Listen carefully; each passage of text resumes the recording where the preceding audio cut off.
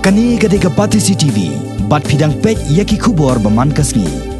Menteri Rangba Kajala Conrad ke Sangma, hanin kasngi ke Sautorek Uyayong, ha kajing kendo bat kinong patai kubor ula pensyai, ba kajing petrekam da ke work permit yaki brio bawan na Bangladesh bantrai ha kani Kajala, kadai tang kajing Ïasyllok bat ke menteri jong ke sarkar pedeng kabari kemi yakatnat external affairs ke Sushma Swaraj. Kenang banwengi kajing ke bami naki kamenderi bat kamlei setia kajing ajingmon. Conrad ke Sangma ulo ongru kiri ki balakio syaprang kom kari United States of America ke United Kingdom Dubai bat Australia lengba ke work permit system la aila de kiwei pa kinong sosnong jong kiwei kiri bantrai hapo kini kiri handai kimla setia pat banyo ya ka hok long nong sosnong bat kila ban kamai jakpo handai kimla setia banyo tap vote ulo ongru badai Halor kani kanong rim ngila Ïasyllok sani ba bat ngidon kam ya kawai pat kalat khnang bangin la ban kentiu ya ka khai pateng bat kari Bangladesh bat hakajo por banyada yala ka khandau ka siap na ka jingwan buhai snong bian documentary shosho ulo ongru ba ka sarkar jala lengba ka act east policy kan kentiu ka khi ka kamai jong ki pajba na ka je dai ka bajan bat kari Bangladesh.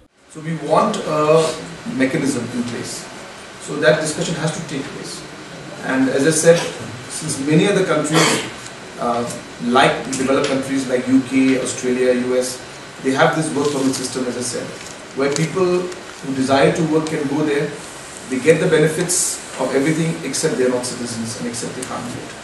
So I think looking at that model, in here also, people who would like to come and work will have to go through a systematic proper channel, register, ensure that they get their the work permit done, and to ensure that the people of our state are protected. So that kind of a mechanism is which is going on in every other part of the world, is something that is worth looking at. Let me put it that way. It's not a proposal, it's worth looking at, because it is something that needs to be discussed with everybody. These discussions took place, and in between all of these discussions, obviously the challenge of illegal immigration came in. So you have to understand that there's a big discussion and big picture, and this is one part that came in to discuss that could this be a possible way to have a mechanism. Yes or no, discussion has to be done. We cannot say. But economic benefit, yes, we want. Yes, we want the relationship to grow, and yes, we want the economic relationship between India and Bangladesh to grow up. So that will impact the people of our state directly. And so with that concern, we are moving forward, keeping in mind all the challenges that we face in that.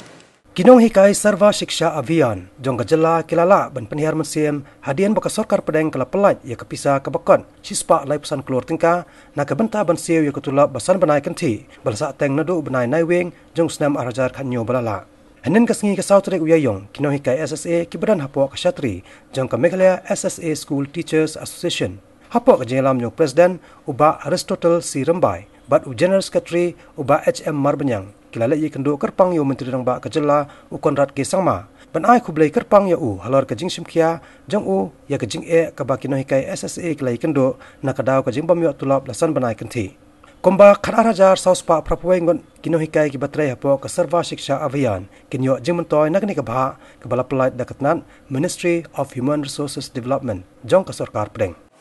So I have shared my commitment with them, and I have requested and urged them also that the teachers play a very important role to see that the education and the quality of education that students and children get goes up. So it was a very fruitful discussion we had with them. They also had met the Honourable Minister for Education in the morning, and they had expressed their appreciation and thanks to him also for his role and his efforts in clearing their pending salaries for the last 5 months.